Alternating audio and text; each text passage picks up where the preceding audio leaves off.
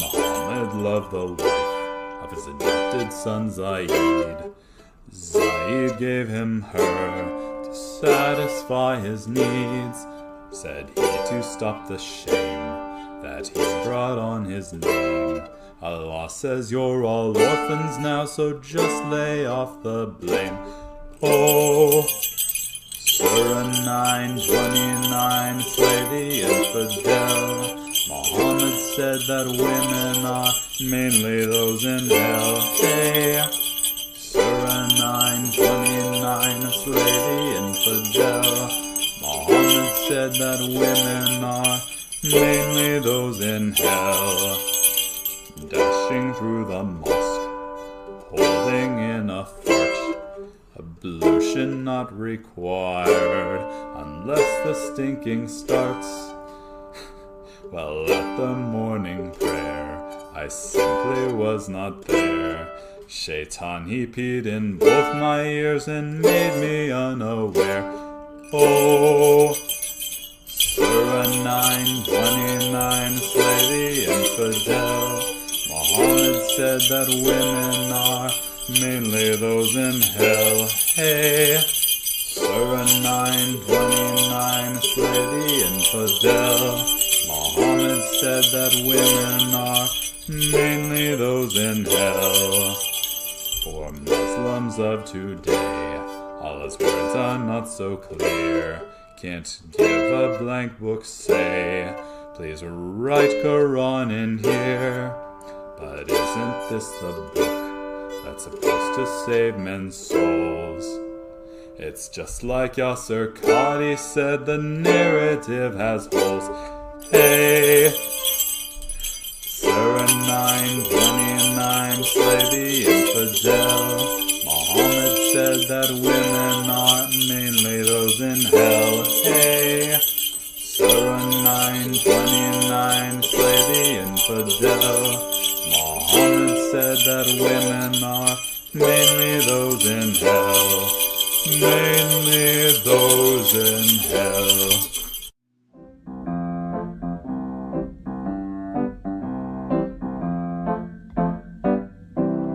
Allah is a false god, a false god, a false god. Allah is a false god, a false god.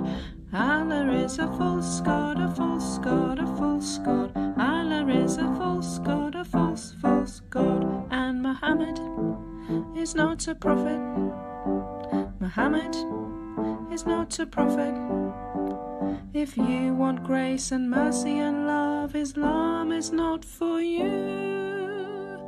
But Jesus is the way, the truth, and the life. Jesus is the King of Kings who died to save us all. If you just repent and believe he took your sins on the cross, then mercy and grace, forgiveness and love, eternity can be yours. But Allah is a false god, a false god, a false god. Allah is a false god, a false god. Hallelujah. Let Lord Jesus Christ shine forth. Good morning, good afternoon, good evening, wherever you are joining us. Welcome, and welcome, David Wood. How are you doing? So many good songs now. There weren't a lot of good songs about Islam 25 years ago, but now there's like endless songs. Yep. It's good. Music is good, right? Mm-hmm. Good for the soul. That's why every religion loves music. Yeah, music is very good, very good. How are you doing? How is life? Pretty good. No, I'm still thinking about that. It's like Islam tries to destroy everything that could be used to destroy Islam first. It tries to preemptively destroy everything that's going to get in its way. Smart, evil, but smart. Unique way of describing that. Mm-hmm. So it's like dogs can sense evil, right? So what do? You wipe out all the dogs. Music can be used to crush you. You just wipe out music. Just people are going to leave once they find out you're a fake prophet. So you just kill all the apostates. Just destroy everything. Just destroy everything that's going to cause a problem for Islam. I guess that can also be said, like, if you are happy, if you are joyful, that can be offensive. So Allah doesn't like joyful people either. Yeah, he wants totally miserable people who have nothing to live for to go out and fight his battle. So he wants to make people as miserable as possible. So yeah, if you don't have any hope, if you don't see anything, and you are always miserable, so it's very easy for you to just commit suicide stuff, right? Mm-hmm. And Yeah, he sends people to the war. I have to say, I mean, if I was living in Afghanistan, I was born and raised in Afghanistan, and they're like, hey, you want to strap on this vest and go blow some people up? Yeah, sign me up. Yeah, who doesn't want to get to paradise faster? We are going to talk about the things shook Ali Dawah's faith to the core. But Luke thinks Ali Dawah has little bit dignity. Therefore, it might be muta. No. Those are the things they like about Islam. Those are the things that convince them that Islam is the truth. Surely Allah, he made us, yeah. He made us so that we want to bang lots of women. So obviously, what's the true religion going to do? It's going to let us bang all the women we want. Yeah, so this is the proof. Surprised they're not using that as their main argument now. That just reminds me, they're in Mecca right now. Oh, wait, Ali Dawah's in Mecca too? Yeah. Wait a minute. Don't we know what he does in Mecca? Don't we know how he does his little trips? I was thinking that, but I saw kids in his thumbnails. That doesn't mean anything. Those kids aren't going to be in the hotel room with him and his latest mutta wife. Do you guys know what we're talking about? Ali Dawah got exposed. What he does is he'd have his show, The Bitter Truth, and he'd get these women on. And then the ones who aren't already married, he'd do a mutta marriage with them. Say, hey, I'll pay for your Mecca trip, and you be my wife. You be my extra wife for the trip. For a few hours until we get back, until we get on the plane. Mm-hmm. Well, he's there with some other people. Oh, I'm sure they're all doing it. Well, let's see what comes out. Anyway, so no, that's not affect his faith. That just made him to be more Muslim, I guess. More into Islam, I guess. It's the truth. Yeah, it comes with the benefits. So he is doing recording with a lady. Shocker. Fully covered. Apparently, the lady's husband died. Stuff. They are talking about stuff, and then it's called "Let's Play Something." Let's play a game or something. I bet he wants to play a game. Well, he's playing a game with a woman. So in that, they're having conversation on hadith, and then one of the questions. So he's asking question, and then she needs to answer the questions. Question comes to the lady is, what is the one of the hadith that you struggled stuff? In that, he makes a comment that when he first became a Muslim, what is the one thing that shook his faith? I just thought we talk about it. It is because his answer is linked with early Muslims, and Muslims want to kind of follow the examples of early Muslims alongside of Muhammad. And I saw that like very dangerous way of living life, how they dealt with one another. So I thought we go through that part of the video, if that's okay with you. Yeah. As far as how they lived, I mean, they learned it. They learned it from somewhere. We'll have to figure out where they learned it from. But I have to say, I mean, I love it. This is my trying to think. There's not a lot of times when I actually am interested in listening to the Dawah guys, but when they share information about what causes them to doubt, oh my goodness, this is the most helpful thing. It's like Muhammad Hijab. You remember that, right? Muhammad Hijab, like, what was it, 6 years or so ago, did a poll of Muslims, and what said, have doubt in your what faith? causes you? He said, I'm only talking to you guys who sometimes doubt your religion. When you start doubting your religion, what is it that is causing those doubts? The number one answer by far was moral problems with Muhammad. And of course, we're all watching going, oh, thank you. Okay, thank you. What's next? What's next? Oh, weakness of the Ummah is number 2. Weakness of the Ummah. Okay, all right. So they basically give us our talking points for us. Yeah, I find that survey was very beneficial, and I'm very grateful for Mohammed Hijab for putting that together, because when people are telling you these are the struggles we have, if you are the attacker, you want to use those areas, right? That's the weaknesses. Yeah. So it's like I changed my goalpost since then. Like my focus is very different now. Yeah, just imagine a sports team and they come out and announce, and they're like, you know, we realize we just can't defend against a running back, man. We can't do anything. We're completely helpless. I mean, we're sitting here and we're all talking amongst ourselves. There's no way we can stop a team's running back. We just can't do it. We're completely helpless. And it's like, oh, well, thank you for that valuable information that you've provided. It's so weird because they try to dupe us, and they're like, the Dawah guys will send me messages. Hey, David, we don't really like what you're doing here, and it's just going to drive Muslims away. So what you should do is this. That would be more effective. I'm like, okay, I'm doing the exact opposite of what you are telling me to do, because you obviously are not trying to help us convince more Muslims to leave Islam. So whatever you're complaining about, we know that's working. Whatever you're trying to get us to do, we know that would be a total disaster. But they think they're these tactical geniuses doing this, but all the while they're trying to control our behavior. They kind of are, because the entire time they're blurting out what causes Muslims to doubt Islam, which is exactly what we then do. Then we're like, oh, thank you for giving us a list of our talking points for the next 5 years. Yep. Tactical geniuses, every last one of them. Well, I guess they follow their profit, right? Okay. So we are going to watch this clip in the intention of critiquing, hopefully. Ah, ninja. Oh, sorry. I've learned a new word for it, but I think it will affect your future. Therefore, I'm not going to verbalize it. If you were not here, I would say, apparently it is called cockroaches. Wait, is this her show or his show? It is Ali Dawah's show.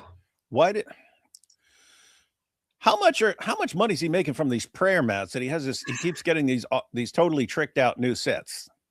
He's got currently he's over 250. I think he's almost 300,000. I need to check his last live stream to skip how much, but yeah, they are making lots of money. Well, so Ali Dawah gets plenty of money from the prayer mats to keep genocide going. To keep things going for himself and getting new studio spaces, but also, to fund the Uyghur genocide. But can't make an omelet without breaking some eggs, and if a bunch of people have to be tossed into concentration camps in communist China so that he can have this cool neon sign and a little fireplace. That's not a real fireplace, is it? That's a screen, and a little screen behind it. But seriously, why couldn't he center it? Why didn't he center it? So you're supposed to crop it more. You're supposed look, Ali Dawah, zoom out slightly, move the camera over a little bit. And then you cut off half your sign, man. What is this, amateur hour? Dude, you spend all this prayer map money. So you spend all this Uyghur genocide money, and then you don't even do the basics, man. So you mean you can't see all the let's play game sign? He's got women on his show, on a show called Let's Play a Game. Yeah. Oh my goodness. And this is only episode 1. You know what this is? You know what this is? Ali Dawah. I've said it before. I've said it a million times. Dawah guys don't last long, guys. Dawah guys don't last. And I'm not talking about the Warner and being married for 5 minutes to that Moroccan girl. I'm not talking about that. I mean, they all come out with some new trick for Dawah. and then they'll get popular for a while, and then people catch on to the trick, and then it doesn't work anymore, and then they start fading, and then they don't get as many views as they used to and things like that. But then they, you think you have to adapt, right? So if you're like, okay, I've been doing this, it's not working anymore, I got to try something new. What's going to get people excited now?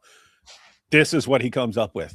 No one's watching my videos like they used to. I was not getting those million views that I used to. Now I just get like 20,000 and stuff because I keep asking for the Uyghur genocide prayer map money.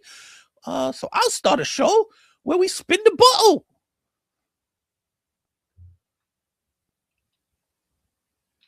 I thought it was creative. It's not going to work. He doesn't realize at the end of the day, Ali Dawah, at the end of the day, you're stupid. That's the problem. That's why long-term, it's nothing you do is going to work, Ali Dawah. Long-term, you're stupid, and people are catching on to the fact that you're stupid. Okay. And that you're evil and slimy. And all the women on TikTok, the Muslim women, are blasting you for a reason, right? And so this is, you're going to see this a lot from the Dawah channels because Dawah is just crumbling. But this is like scrambling for relevance. Scrambling for relevance. You got these guys who have 1.2, 1.3, 1.4 million subscribers and have trouble getting 30,000 views and stuff like that. And so they think, well, what I need to do is like get a new neon sign and a new background and a new show idea. And it's like, no, your problem is that you suck and you're stupid and you're doing Dawah and people are catching on to Dawah, that it's just a scam. And so you're kind of doomed, but you keep trying, buddy. You keep trying, Ali Dawah. See how it works. Well, so he's got 1.33 million subscribers on Ali Dawah channel. And this video was put up 13 days ago, apparently, with 9.3K views. 9,000? Yeah, 9.3K. You guys see what I'm saying? He has, what did you say, 1.3 million? 1.33 million subscribers. 1.33 million subscribers. Builds a new tricked out studio with his Uyghur genocide money, funds the Uyghur genocide. His studio is so important to him that he's willing to fund a genocide against Muslims to get this. And at the end, what does he get? 9,000 views. And some of you are thinking, it's over 9,000. I see you posting that. You thought the same thing I did, Shameful Music, before I even looked down. Right now, he's got live stream going on, open QA, join now. 24 people are watching. I thought I was awful. No, he's like, guys, 24 people. Keep in mind, guys, if you have 24 people watching you got 24 people watching you, right? If you have a smaller channel, 24 people would be fine. If you have 1.3 million subscribers and 24 tune in to watch you, that means the vast, overwhelming majority of people who were once watching you just aren't interested. And that could be that's just part of life on YouTube. Why? Because people might be watching you for a while and then they start, people get other interest over time, and then other creators come along, and so there's more things to watch and so on. But 24 on a channel of 1.3 million. well, so since we are talking about that, he did live stream 2 days ago. We need 18,000 pounds to win. And then he did another live stream 1 day ago, 9,999 pounds away from target. He did another one 1 day ago, 9,665 pounds left. And then 20 hours ago, 4,249 pounds left. And we are, I don't know what is his target. So one day he is like away from his target 4,000 pounds, another day only 2,000 pounds, and then suddenly again 4,000 pounds away. Well, isn't there that mosque up in like Sweden or something like that that they've been fundraising for Norway, like Norway. Norway? Yeah, How long they've been fundraising for that one? there is one big they are doing. They started during the COVID, and then there is another one. They are currently in a village. They are starting. They are asking money for that one. Again, that's in Norway too. Hey, put up that comment by Arif Zechariah there. He keeps posting it over and over again. Yeah, so I start them. I didn't want to get you distracted, but he's just saying, David. He's just saying. So look, Arif Zechariah, Apologetics Roadshow. Your wife will fall in love with a Muslim man. She will become a Muslim man's wife. We know where you live, David. It's not a wise idea to mock our religion. Just saying. What are you guys going to do? Cry on me? Your whole religion is crumbling. My wife? Where do you go from the gold standard of men? There's nowhere to go. There's nowhere to go. There's nowhere to go after me, right? Everyone else would be a total letdown. Okay, so you think my wife, who's been behind the camera for years, recording my videos, hearing what Islam teaches about women, that you beat your wives into submission, that you can have multiple wives and all kinds of slave girls, and the way you can treat them and so on. You think she's like, oh yeah, let me convert to that. She is absolutely repulsed, just like every woman who learns what your religion teaches. She's repulsed. And when you guys say things like, oh, we know where you live, she thinks you're a bunch of sniveling freaking cowards. And what's the result of all that stuff? We're going to come get you. You guys have any clue what you did? My oldest son is a straight up genius when it comes to history. Pick something. Ask him about anything at all of history. He just knows it. He had no interest in Islam. Now he's declaring war. I was thinking, man, I'm getting too old. It's good that there are young guys coming along. And now my son is doing crash course. He's out there reading everything. And he's setting out to wreck. And you guys did that. Are you stupid? Are you stupid? He was interested in building ships and stuff like that. And now he wants to wreck your religion. You guys did that. Tactical geniuses. Go ahead. Hey, start. Look, think about it. Here's David Wood. How do we get him? Oh, the death threats aren't working. Oh, this isn't working. Oh, that's not working. What do we do? I know. Let's go after let's start talking about his wife. Oh, we never thought of that before. And what happened? Yeah. Ticked off my son now. Oopsie. Guys, what is it? It's March 18th, 2026. It's March 18th, 2026. Catch me. I'm thinking about the rate at which my son learns information and then cranks it out. Catch me March 18th. Mark this date. I'm talking to you, Arif Zechariah. Mark this date, March 18th. Catch me March 18th, 2027, and then answer me then, was it a good idea to mouth off and tick off my son? Because you'll know by then. You'll have a really good idea by then.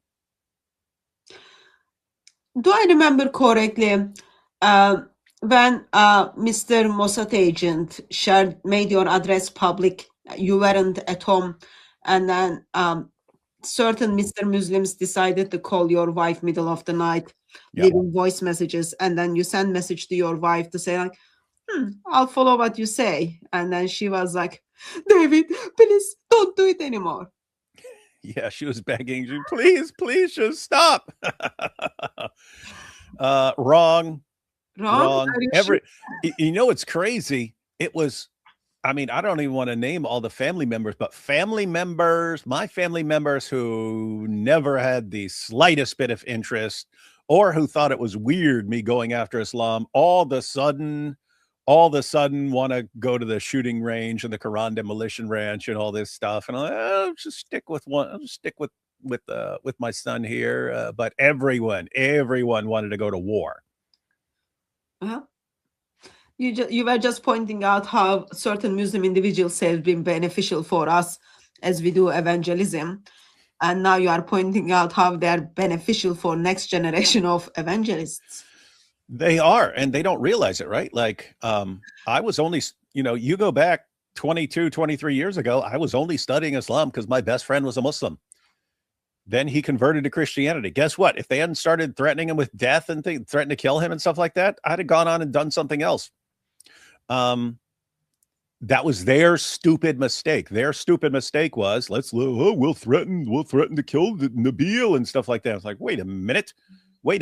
Then they started harassing my school. Keep in mind, I was getting my PhD in philosophy. After that, you go and teach philosophy. That's what you do with it. You go teach philosophy. And then they start harassing my school.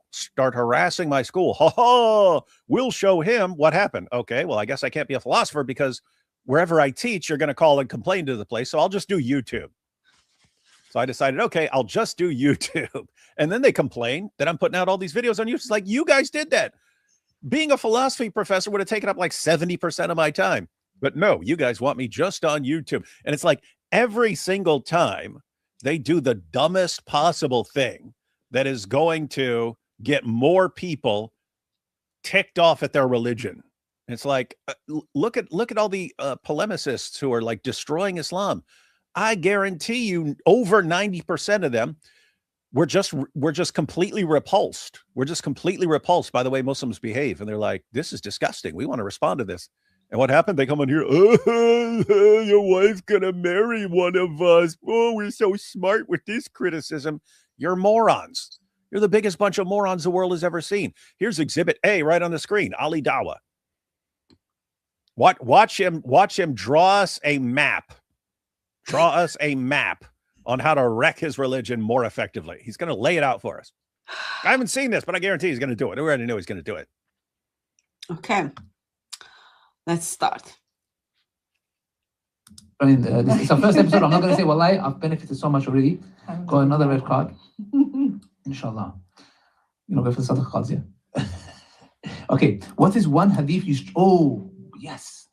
What is one hadith you struggle to come to terms with but still accept? Take your time.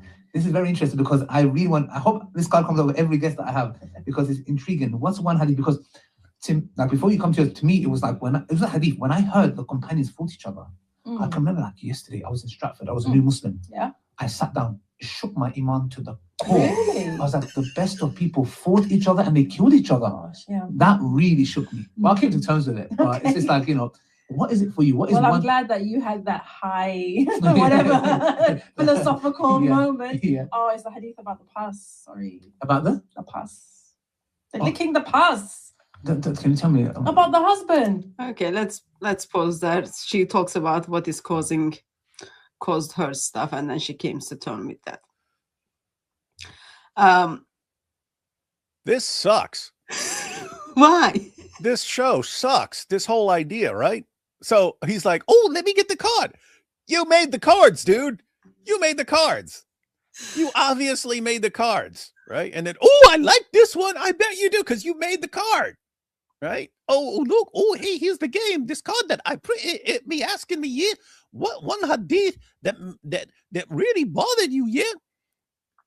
Guys, Muhammad said in the hadith, he was asked, what's the best generation of Muslims? He said that first, his generation of Muslims was the best generation. Then the next generation is going to be the next best. And the next generation after that's going to be the next best and so on. So Muhammad's generation was the best generation of Muslims. What did the best generation of Muslims do after Muhammad died? They almost annihilated the entire ummah by killing each other. Right? If they had been like 1% more violent, they would have wiped each other completely off the map. You had, and when he's talking about companions, Muhammad's own companions killing each other, you had Aisha, whose title in Islam is the mother of the faithful. Aisha, the mother of the faithful, marches an army out against Ali, whose title is the commander of the faithful. So that's Muhammad's wife marching an army against his son-in-law, and around 10,000 Muslims died in that battle. There were Muslims on both sides of the battle who had fought alongside of Muhammad at the Battle of Badr and the Battle of Uhud and the Battle of the Trench. They were alongside Muhammad, and now they were slaughtering each other, killing each other. One led by the mother of the faithful, the other led by the commander of the faithful, slaughtering it. This is the best generation of Muslims. That's why it's completely insane when Muslims now are saying, let's unite the ummah, let's unite, and then we'll win. And it's like, wait a minute, are you guys better than the best generation? Because the best generation slaughtered each other. Why are you saying that you guys will unite? Are you better than these guys? If you guys really want to be good, you'll just be what? What would you do? That's weird stuff. I mean, it's like a weird parallel, right? Like Muhammad does all this screwed up stuff, like some of the most messed up stuff anyone could possibly do. And then he's the pattern of conduct. And then his companions, they all start slaughtering each other. And hey, that's the best generation. That's the generation that people are supposed to imitate. It's like, how much more dysfunctional can you possibly be? One of the things I find most disturbing in all this, like how Muslims were murdering other Muslims, but they were even murdering that Muslim in mosque while reading the Quran, right? While leading the prayer. So it's not like they are just kidnapping another Muslim on the streets, but they are going into the mosques. And then while Caliph is leading the prayer, they are just murdering him. Or another occasion, like Umar, for example, he's reading the Quran, and then Aisha's brother is murdering him while he's reading the Quran, and then they are kicking the Quran around. Ali is killed again, like leading the prayer. So it's not like, in a sense, like if they're in the war, you can say, okay, it's a war, Muslims are fighting with other Muslims, but in one of them, they are like doing something which expectation of every Muslim should be doing. Every Muslim should be reading the Quran. And you don't, if someone is praying, you wait, you don't go and harm them, you just wait them to finish their prayer stuff. But their hate towards one another was so much, they couldn't even wait for a person to finish their prayer or finish reading the Quran. I find very disturbing, like just thinking about it. Might be good to point some of this stuff out more, because like Muslims, why are you saying this during Ramadan? Like Muslims were killing each other in like mosque while praying and stuff like this. What do you mean this is bad timing? Didn't they kill who was it? Didn't they kill like Ali during the Ramadan? Don't recall. But I mean, what the battle I was just talking about, the Battle of the Camel, that was over how Ali dealt with the people who killed Uthman. And they have a disagreement. And what do? Aisha thought, hey, you should have dealt with that differently. And well, too bad. And I'm the caliph. And then well, fine, I'm marching an army against you. It's like, where did they get the idea that you solve your disagreements with violence? And that's how you just solve any disagreement. It's like, oh, well, you learned it from your pattern of conduct. What was Muhammad's solution for anything that goes wrong? Oh, that person's leaving Islam. Kill him. Oh, this woman, my wife's not listening to me. Okay, beat her. Violence is the solution to any problem. Yeah, Ali was murdered during the Ramadan. While he was praying in the Great Mosque. While he was praying, they didn't even wait until he finishes his prayer stuff. While he was praying in the Great Mosque, they struck him with the poison coated sword, and he died 2 days after that. Best generation. Yeah. And in the case of Uthman, for example, they didn't even bury him with Muslims, right? They put him like with the Kafirs. With the Kafirs, because Aisha was calling him like this is disbeliever stuff. Best generation. Yeah. And like you pointed out, Ali is Muhammad's son-in-law. Aisha is Muhammad's wife. and they are fighting with one another. What is the reason? Disagreement over how he handled the killing of Uthman. Yeah, disagreement is not their core doctrine. Disagreement is how to, like, event happened, there is a crime, how do you deal with that crime stuff? So it's just like, and then you move forward a little bit, you get to see how they are handling their theological differences, right? Again, violence steps in, and then you pointed out, where do they learn this from? The one they spend life with, the one who has been identified as the best example to humanity. And then you've got Ali Dawah. Hey, Ali, who are you named after? Anyway, you've got Ali Dawah looking back. We look back at these guys to see how the best generation of Muslims lived, and they're all slaughtering each other. It's kind of weird, isn't it? It's like, okay, is slaughtering each other good? Do you believe that you Muslims slaughtering each other is good? It's like, it's another dilemma. It's a different Islamic dilemma. It's like, if slaughtering each other is good, then you guys should all be promoting slaughtering each other. And that sounds really weird. But if slaughtering each other is bad, how was the best generation of Muslims characterized by slaughtering each other in the name of Allah? Well, we can call this like Sunni dilemma, right? Yep.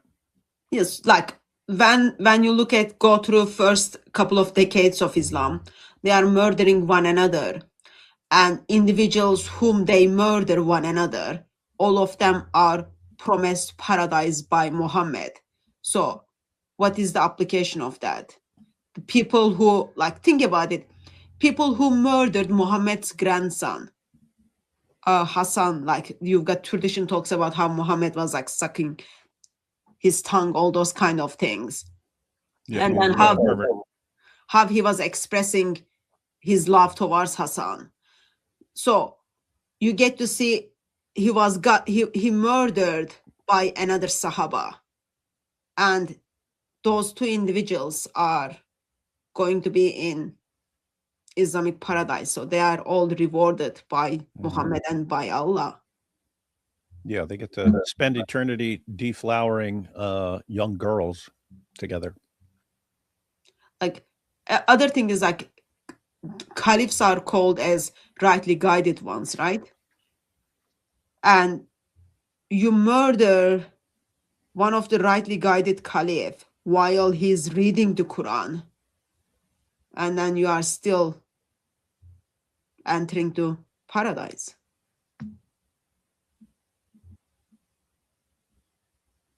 Weird religion. Well, I guess it makes sense why these things would shock Ali Dawah, and he finds out those things. And it's good to know, because I would always point that out in debates on whether Islam was a religion of peace and so on. But it's good to actually hear it from the Dawah guys that this actually really bothers us. Yeah. It makes sense, like, why it should bother them. It should. Sad thing is, like, in the video, he doesn't talk through how did he kind of reconcile this. I think he just said, well, knuckle versus akıl, you just go for it. Oh, Allah knows best. Yeah. Allah knows best. Yeah, that's another way. Okay, let me play that from again, this part, and then they will blame you for that thing that they expect, sadly. But may Allah protect us. I was trying to verify. I'm really enjoying this. It's our first episode. I'm not going to say wallahi, I've benefited so much already. Got another red card. Inshallah. Go for the sadaqah cards, yeah. Okay, what is one hadith yes. What is one hadith you struggle to come to terms with but still accept? Take your time. This is very interesting, because I hope this card comes up with every guest that I have, because it's intriguing. What's one hadith? Because before you come to me, it was like it was a hadith when I heard the companions fought each other. I can remember, like, yesterday I was in Stratford. I was a new Muslim. Yeah. I sat down. It shook my iman to the core. Really? I was like, the best of people fought each other and they killed each other. Gosh, yeah. That really shook me. Well, I came to terms with it. But it's just like, you know, what is it for you? What is Well, I'm one? glad that you had that high, whatever, philosophical moment. Yeah. Oh, it's the hadith about the past. Do you hear what she just said? Licking the past. I'm glad you had that high philosophical moment. Muhammad said, "This is the best generation." They all slaughtered each other. She thinks that's like deep philosophy. It's very simple. It's what I just said. Do you believe that Muslims slaughtering each other for the sake of Allah is good? If you say yes, then you're saying it's good for Muslims to run out and be slaughtering each other in the name of Allah. If you say no, then the best generation of Muslims did it. Why would they be the best generation of Muslims? That's not high level philosophy there, lady. So I think when she says high level philosophy, she's simply saying, you just said, okay, this is what I'm supposed to believe and I believe in it. Let's move on and don't bring it up again until we play the let's play game. That's true. Yeah. Because difficult to kind of reconcile these things, right? It's not like Muslims are going after non-Muslims. It's not Muslims are going after enemies of Islam. They are going after one another. And today, 21st century, we still have the fruit of that, right? What's happening in Yemen, what's happening in Saudi, what's happening in different parts of the world, even what's happening within Muslim community, Dawah gangs online. Why? Because everyone is trying to pick which is the best generation. Okay, generation expectation is like more than one person. But since they all disagree with one another, you need to follow one of them. Whom do you choose? So that's like at that stage, Ali Dawah is like has this philosophical moment. Akıl versus nakıl. Nakıl versus akıl. Us. Can you tell me About the husband. Say that again? Sorry. The hadith where it says that if I was to command anyone to prostrate to anyone other than Allah, it would be to her husband. That if his body had pus and she licked it, she would not have fulfilled her right. Isn't that the hadith? As far as it might be. I know the thing that says.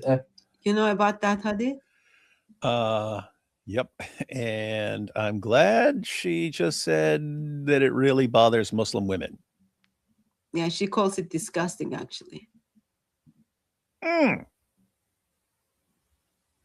So lesson is find that hadith, memorize it, and then bring up to Muslims. Since Muslims are calling it disgusting. Okay, Mr. Arif, I feel I'm fed up with you. I'm going to give you one chance to pull yourself together. Otherwise, I'm going to go to YouTube and block you. Okay, it's not something I want to do it, but you are kind of pushing me. So I'm gently asking you to pull yourself together. That if I was to ask anyone to bow down to anyone, it would be the husband, the wife to the husband. Yes. The past thing I never heard of. It might be there. Check it, please. Please check it. Fact checker. It is that. Hadith, That if she licked the pus from wounds on his body, she would not have fulfilled. Lick his pus-filled ulcers. I heard the one, the prostration. Yeah. The pus I haven't. That'll be interesting. So happily, Okay. happily, it's not in Bukhari or Muslim, but it is in Musnad Ahmad, and I remember reading it. Interesting. I had never heard this side of it. Yes. Okay. Yes. Tell me, what is it that you struggle with? It's just disgusting. It's just a disgusting idea.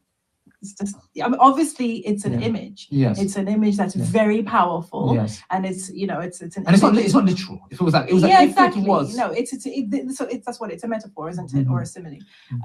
But it's a very powerful one, but it's also like really gut wrenching as well. Okay, just so I can understand. Is it the licking of the pus? Oh Is your my issue? God. Sorry. Or is it that you're saying that? Why is my husband have that much? That's not why does he. That's just deep, man. That's just really like. Do you think? Sometimes I ask myself this question, yeah. So Ali Dawah struggled with how best generation were murdering one another, killing one another. even they are while they were praying, while they were reading the Quran, all those kind of things. They were poisoning, bribing one another, all those kind of things. Versus Miss Muslim is struggling with the teachings of Muhammad, where wife is, if wife licks the pass of her husband's sore, still she's not good enough. Still she has not fulfilled all of her duties. And she expresses that as, this is disgusting. And she's grateful that it is not in Sahih Bukhari and it is not in Sahih Muslim, but there are websites like Fatwas. When you go through, Shabir Ali talks about it, when you go through to find out what is the husband's right towards over woman, all those kind of things, those are the very hadiths are being cited on those websites. And even Shabir Ali talks about how certain scholars identify this hadith as reliable. But anyway, at the end, they kind of, in this Ali Dawah and his friends conversation, they are talking about how this is what is the term, weak. Hang on. So I'm looking at the I'm over on Islam QA. I've got the references if you want it.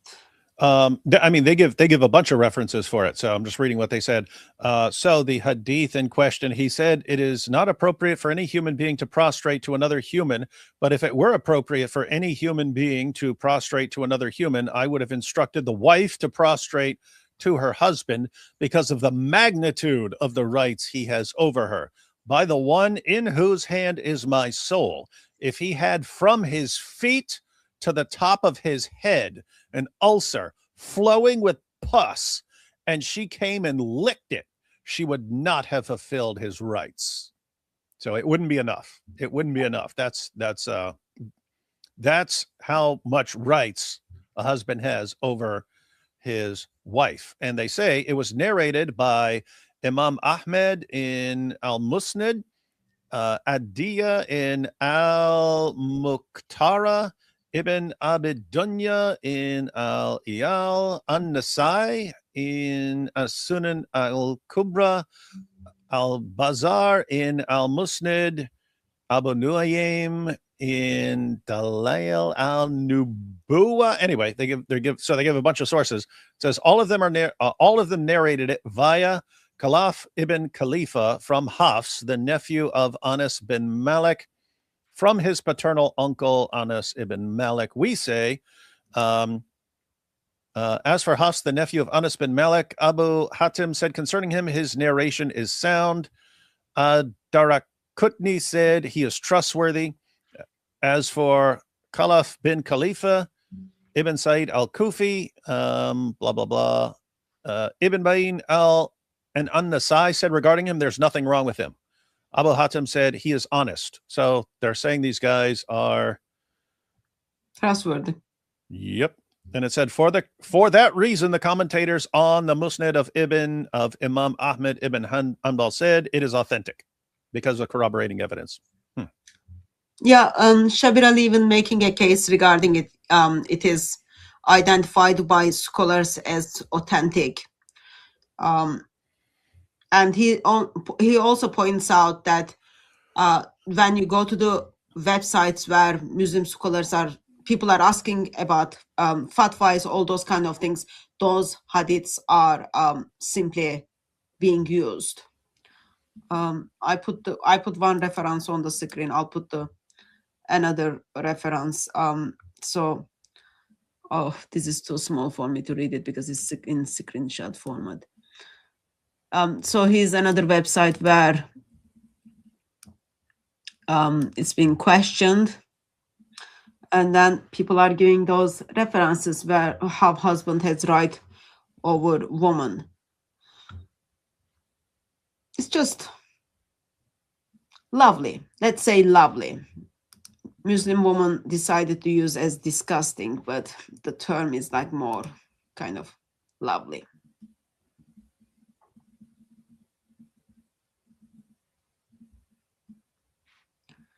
And in the first hadith, so hadith goes on. This is Aisha is recited. Aisha said, a certain young woman came to Muhammad and then said, O Messenger of Allah, indeed I am a young girl, engaged to be married, but I dislike getting married. What rights does a husband have over a woman? He replied, even if there were pass from his hair part to his feet, and she licked it, she still would not fully earn his gratuity. The girl said, so I shouldn't get married. He said, of course, get married, for that is better.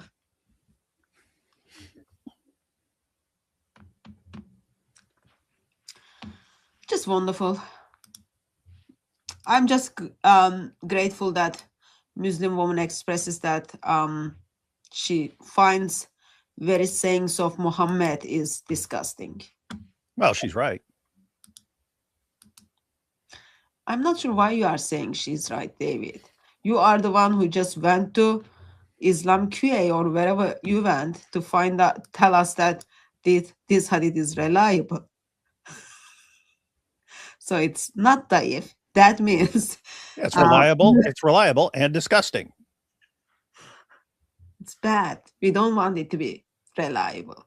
We want to go with Miss Muslim, where she's grateful that it is not Sahih.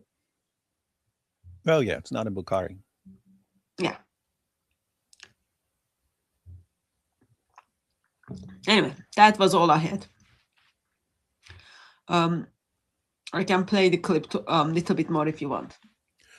Up to you, but I think, I don't know. I think I want to make a video about this. I'm going and looking for this video to download it because gotta give credit where it's due. These guys do help us a lot. They do help us a lot. I've got Shabir Ali's clip as well if you want to use it. Oh yeah, send me anything you got and those slides for any extra sources. But yeah. Okay, let me show you how they become happy once they find out it's not in Sahih. Like, and you've mentioned this as well, but why is there so much emphasis on the husband? So our fact checker has let us know that this hadith is actually considered weak by hadith scholars. That's not true. You look happy about that?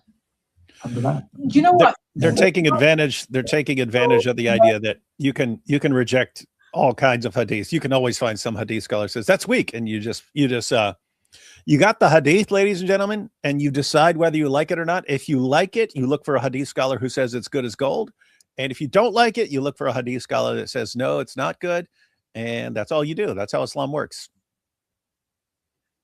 Yeah, Shabir Ali goes through name of scholars and then says, well, they mention it, this mention it, this mention it stuff. But whoever they are fact checkers, apparently they decided it's a weak. Other thing is, I don't know if you remember, but the Sufi Muslim from Cambridge, I forgot his name, but he talks about like grading of hadiths, and then he says even if it is daif, it's still passed the test, right? But in here, yeah, hadith is disgusting, therefore let's go with this as weak. 9,000 views. All that work, all that background, printing cards, printing questions. Well, and then all you do, keep in mind, why is this getting 9,000? Muslims aren't going to share this. What Muslims going to share this stuff, which is basically a roadmap for wrecking Islam. So they watch it and they go, oh, this is bad. We don't want to share this. Some part of it was funny.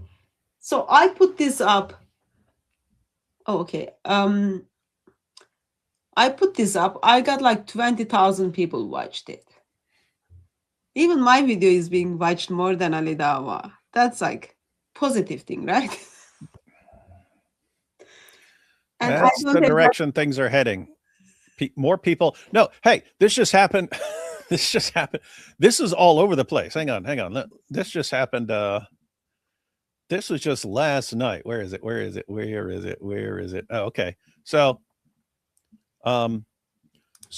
this is on X and Muslim Matters channel, which is a huge channel, way bigger than mine. I have like 125,000 or something like that, but they have way more than me.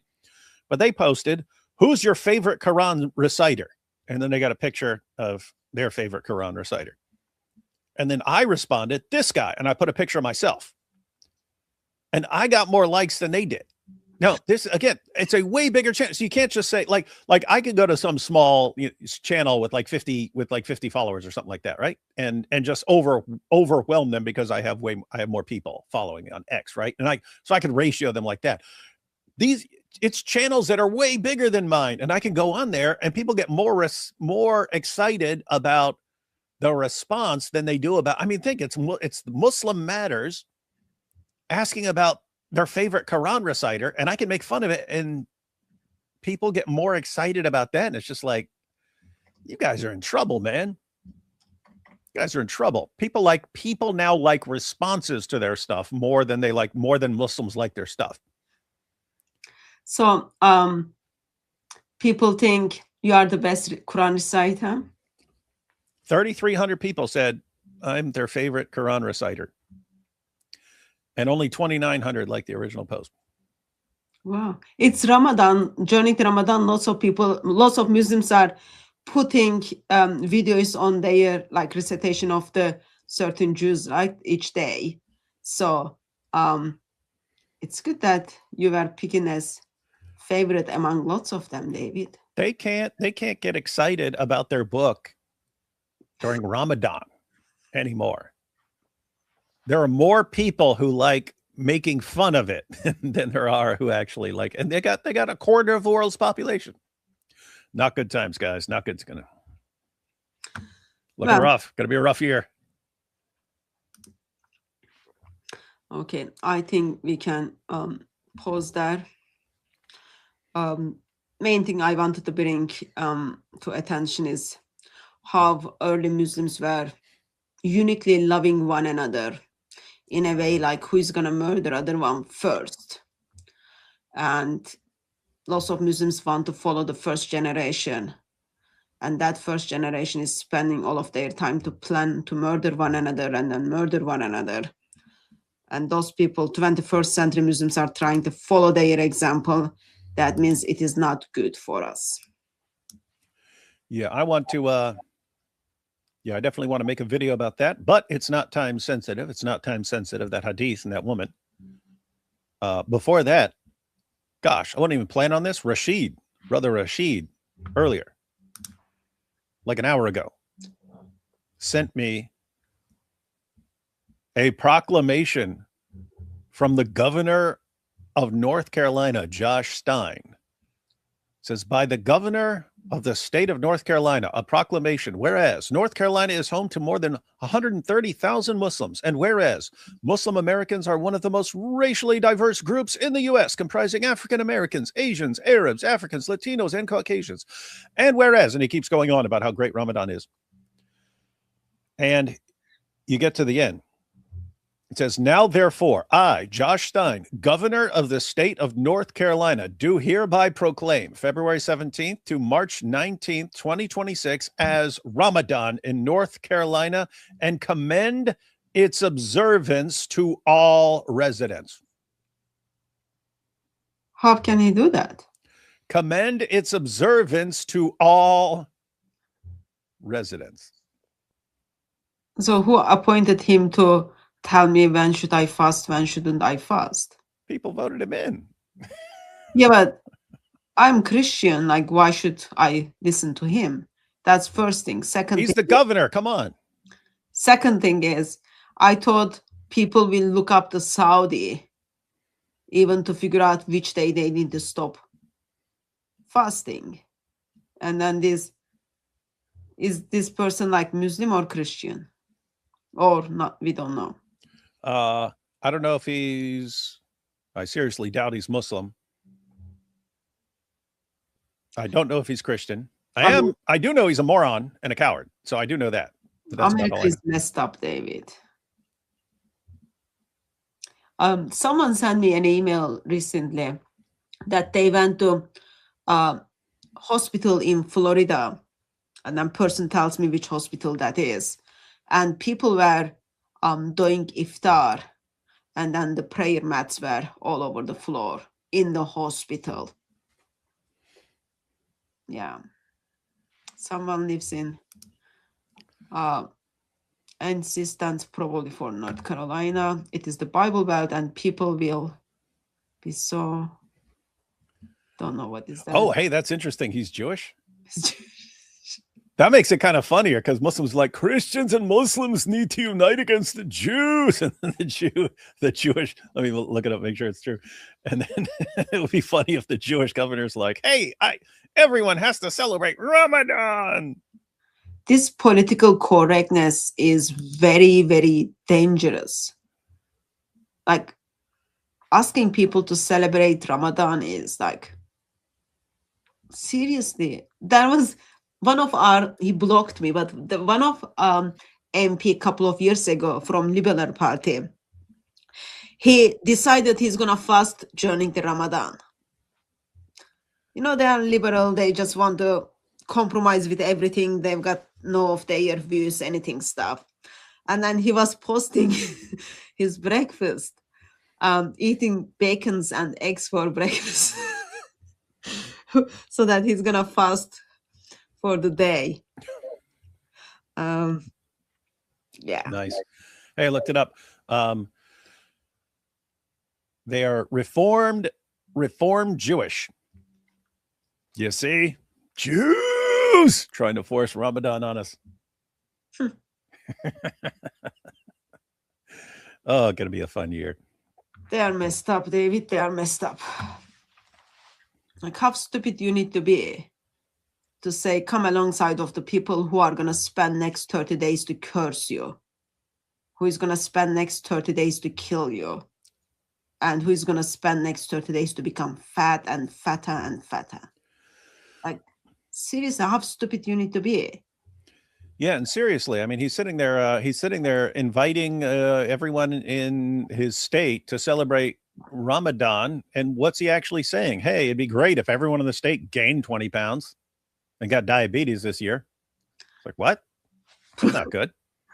Probably he works for pharmacy that he wants to give out those medicines, because in America, so you don't have NHS, you turn up to emergency, it costs you like over $59,000 to just go to emergency stuff. And then all these pills they give you, you're stuck with them, and then they're very expensive. So probably this guy works with pharmacy, and then they create new diabetic. I'm going to do that. If I ever get a bunch of money, I'm going to open a couple hospitals, and I'm going to some pharmacies, and I'm going to own some grocery stores, and I'm going to load them up with all the least healthy food imaginable, and then become governor and tell everyone to fast for Ramadan. Yeah. Then I'll be like the next Elon Musk. Well, it's better than setting up studio and then inviting a woman to let's play a game. Mm-hmm. Let's play a game, and after we play this game, then I take you to Mecca, and we play another game there. Maybe. We don't know.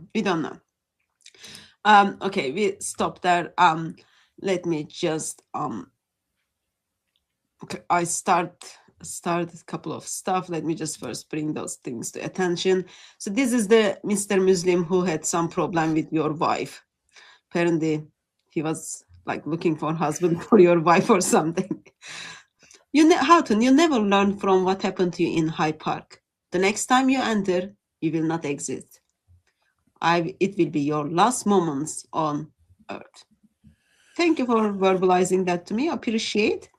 Oh, what? So what does he mean here? When you went to Hyde Park and a bunch of Muslim cowards attacked you, and then eventually one of them got arrested, and he's in prison now for trying to murder you, and then the entire world saw it, and it proved that we're all right about what we say about Islam, and then more people caught on, and more Christians started showing up, and now Muslims can't even debate anymore there because they get destroyed. That, yeah, this is what I'm talking about. They keep like, it's almost difficult to think that this is like a real Muslim and not a troll, because the things that they're saying, haha, we did this, and like every single time it's like stuff that blows up in their face.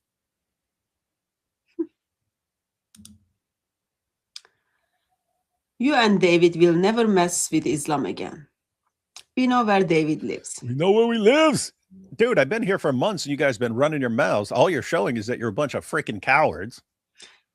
I'm sitting here talking trash about your prophet day in, day out, week in, week out. You guys got my address the entire time. What do? Nothing. You do this. Yep. Bunch of cowards. He says, we don't play around. We will protect our religion. You're doing a great job, because, yeah, no one's talking about your religion anymore because everyone's just so scared of how you guys don't play around. Early Muslims were trying to protect their religions. What did they do? Did they go after each other? Disbelievers? No, they went after one another. We love our religion. Let's kill each other. Ah, this is the best of religions. Yeah, kill each other while reading the Quran, reciting the Quran, and doing the prayer. It's been idiotic from day one. Yep. Thank you very much for bringing that to our attention. And thank you very much for your generosity. Andrew Tate is suing X to get murder Koiran's name. If Milk Bar and Koiran are smart, they will let him sue X, and that will get Elon Musk angry on Tate.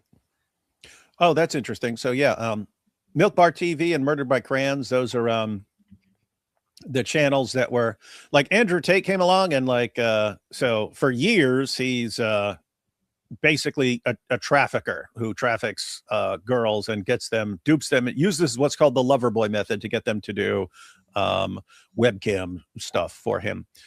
And he bragged about this, and then he started teaching others how to do the same thing. He's so insanely stupid that he didn't realize that's illegal. That's illegal. Using the lover boy method to take girls who don't want to do this stuff, and using what's called the lover boy method, which is what pimps use, but he used it for webcam. It's trafficking. It's legally considered human trafficking. And so he eventually found out that it's illegal and that he's going to be arrested. And that's when he started saying, "Oh no, I never did any of that. Nope, never happened." Or it was over 10 years ago and stuff. It wasn't. It was like 2 years earlier and stuff.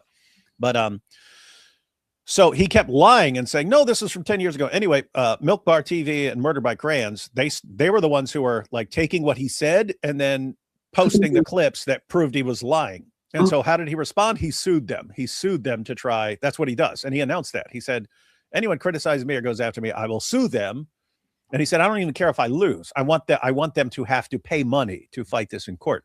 Anyway, I've seen tons of people back down when he threatens to sue or start suing, and then they back down because they don't want to do that. They don't have to pay $50,000, $70,000 in court costs just for him to lose, right? That still costs you a ton of money, unless you get through all of it and then the judge says he has to pay your legal fees, which happens sometimes. Doesn't happen all the time, but sometimes that does happen. That's what happened with Muhammad Hijab. That's why he had to pay $1 million. That's why he owed $1 million to Douglas Murray and before corruption. Yeah. So anyway, so they won the first round. Now they got the next round, and the Tates are trying to sue X to hand over information about anonymous accounts which were sharing stuff that exposes his lies and stuff. And so Milk Bar and Murder by Crayons, they're hoping that the hearing next month just ends it all and the Tates can't proceed. But what this poster is saying, no. They should actually want it to go on. They should want Tate and his brother to sue X, because then Elon's going to get ticked off and bring in an army of lawyers. So what is the difference between the term used like lover boys versus love jihad? What would be the difference between them? Well, if you take love jihad is you get a woman to fall in love with you in order to get her to like marry you, and then you're taking over the reproductive capabilities of the enemy, and now you've got their women and daughters reproducing more Muslims for you and stuff. So that's love jihad. The lover boy method is it's basically if you walk up to a woman and ask her to be a prostitute working for you, very, very, very few women are actually going to want to do that. If you walk up to a woman and ask her to do webcam porn for you, not a lot of women are going to want to do that. And so the lover boy method is a method that's like, again, pimps use historically. Tate took the same approach and used it to get women to do webcam stuff for him. But you get the woman to fall in love with you, and you don't tell her that what she's going to be doing. You don't tell her what your intention is. You just, oh, this is your girlfriend. You keep her as your girlfriend for a while. You start talking about, you're going to have an awesome family together and all this stuff. Get her to fall in love.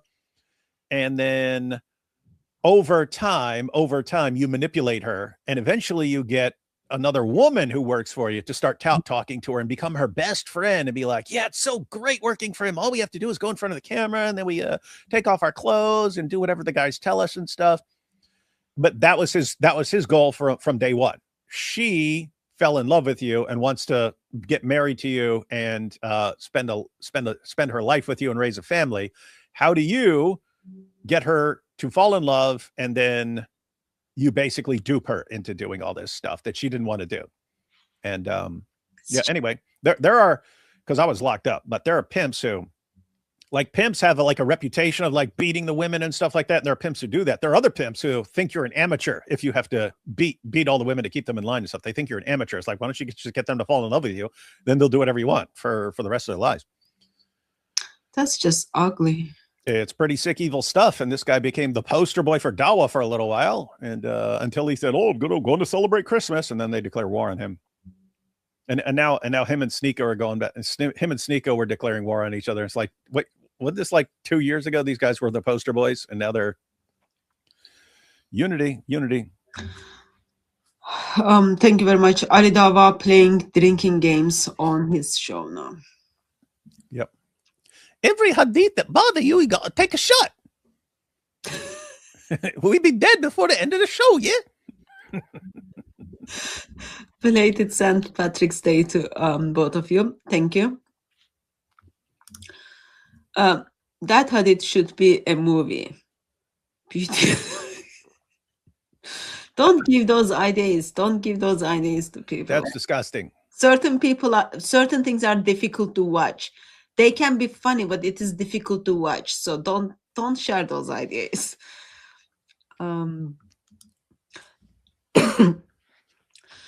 If only the Quran was clear and easy to understand. Also, the tafsir contradicts each other, which is also really revealing the Quran to be clear. Unclear. Unclear, yeah, sorry. Oh, absolutely. And by the way, what I said earlier about if you read a hadith and you like it, then you look for a scholar who says it's good. If you find a hadith and you don't like it, then you look for a scholar who says it's weak, and then you go with that hadith scholar and so on. It's the same thing with their commentaries. You can, I've got Qurtubi around here in multiple volumes. Anyway, you go to a commentary like Qurtubi and you read a verse and you're like, that sounds confusing. What's that mean? You go to Qurtubi and he'll give you 14 different and completely different interpretations by different Muslims on the issue. Well, what do Muslims do?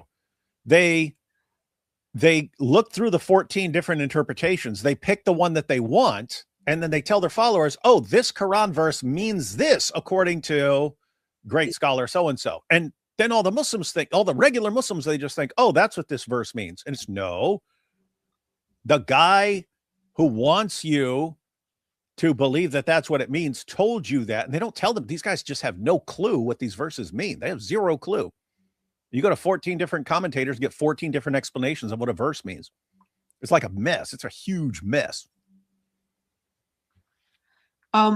Did you see Gabriel Said's tweet on Qurtubi where he talks about how Allah? Oh, that one's coming too. Waiting for Giant DOC to get back. Because we've been pointing that out for years. I went ahead and looked. I didn't see it. I didn't see it in Qurtubi. Maybe I missed it. It might not be in the English translation I have, but Jai already confirmed. No, it's in there. And Gabriel Said Reynolds, he wouldn't have been wrong about something like that. So either I didn't see it in Qurtubi, or they actually didn't include that in there. I'm gonna figure out which one it is. But yeah, we want to point that out. And Muslims got, all I did was share it. All I did was share it. So guys, it's a point we've been making for years, right? It's a point we've been making for years. Surah 1 is a prayer. Other times in the Quran where Allah's telling Muslims what to say, it'll say say.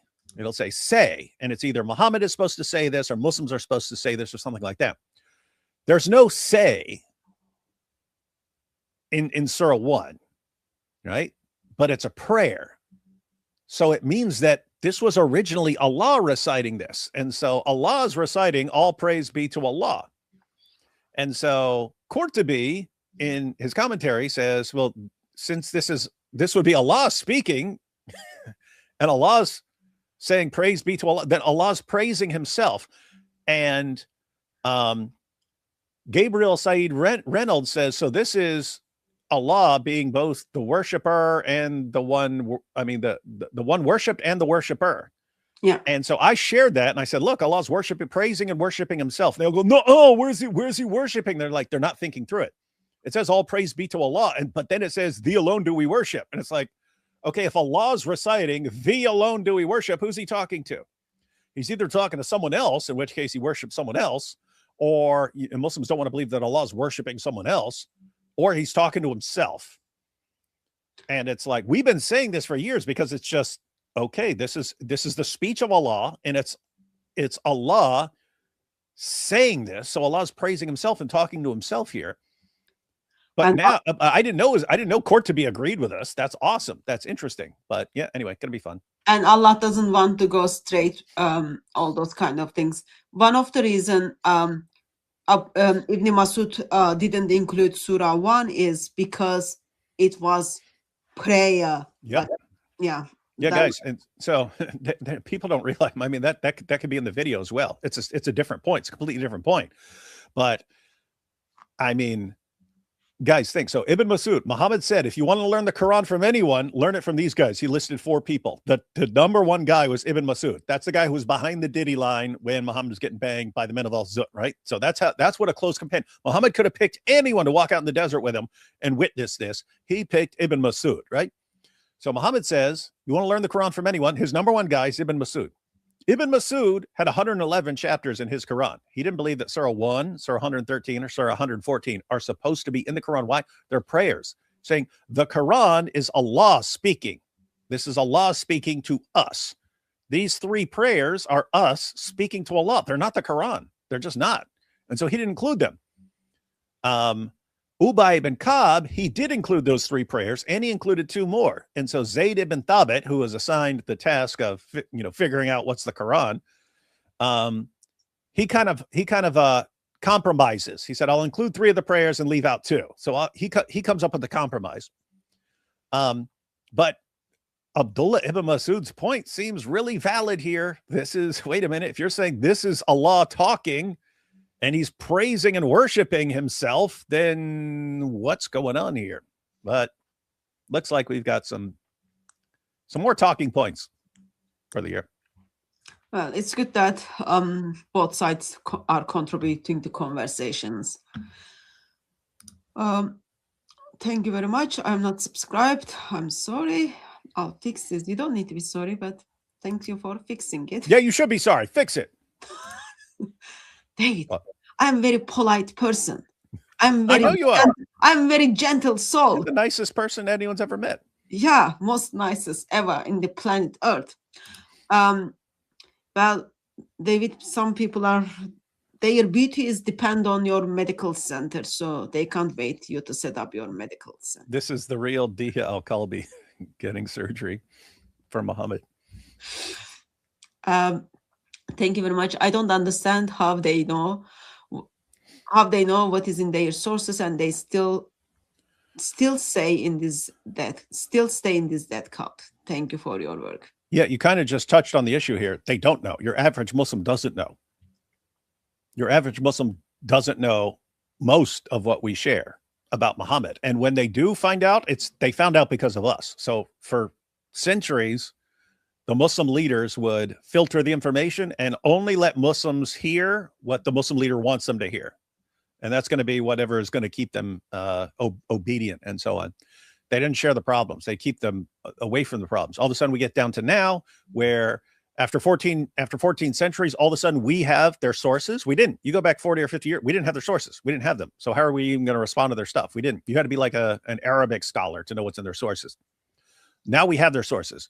For 14 centuries, they could keep their people from ever hearing any of this. Because how are you going to suppose you're 50 years ago and you figure out what's in their sources and you want to share it? Who are you going to share it with? You're going to go over to Saudi Arabia or something like that and start telling them what's in their sources? They're going to chop your head off. So it was very, very difficult to get this information to Muslims. Now, really easy. But we need more people doing it. We need more people sharing this stuff.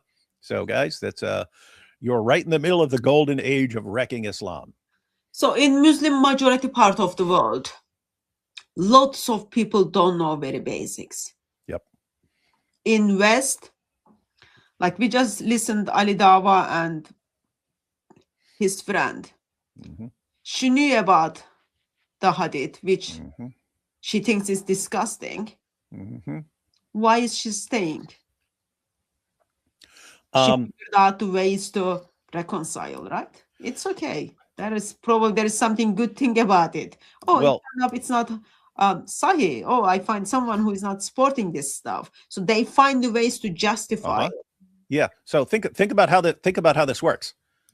If this were just a few decades ago, they would have made sure she never heard that. Yeah. Right? Where did she hear that? She heard that from a critic. It was a critic pointing that out. She wasn't just reading Musnad Ahmed one day. She wasn't doing, I guarantee you. She heard that from a critic who said, hey, look, wait, you're a Muslim? What is this? And then she's like, oh my goodness, it says, oh my goodness. So again, 20 or 30 years ago, Muslim leaders would have just made sure she never encountered this her entire life. Now she is encountering it. And so what do they do now? Oh yeah, here we've got this guy who says it's weak. So yeah, now you can feel better about your religion. And what's going to happen? Nope. Now we're going to take that hadith and make sure everyone knows it and people know what the actual status is. And so anyway, fun times. And Ali Dawah even expressing, oh, you are happy about it. It's not sahih. Mr. Muslim is going to apparently teach me a lesson. Ooh. Hey. Woman, I love to learn. Wait, is this the same guy who says, David, we know where you live. You're in so much danger right now, but does absolutely nothing. Yeah, you're in all kinds of danger from this guy. Yeah, and he says to you, it is not wise for you to mock his religion. It's not wise to mock your religion of rape and pedophilia. I'm sorry. I can't help myself. David, please do a video or project with Jai Dosi showing how modern Quran translations like Sahih International mistranslates the Quran to hide its mistakes and put scientific miracles into it. We're going to be exposing all sorts of stuff with the Quran all year long, guys. I think that was the end. I don't think there was anything else needed to come to our attention. On the scientific miracles, I listened a bit of debate between someone called Big John Steele and Nadir Ahmed, and then this Big John Steele, apparently Christian, he's making a comment. Oh, I just had a dream. Allah told me in the dream that Muhammad is pedophilia, and then Nadir Ahmed responded that that's not true because that's not scientifically correct. There is scientific error in your dream. So you need to have dreams that has scientific accuracy. That's good to know. I just thought it was so funny. But anyway,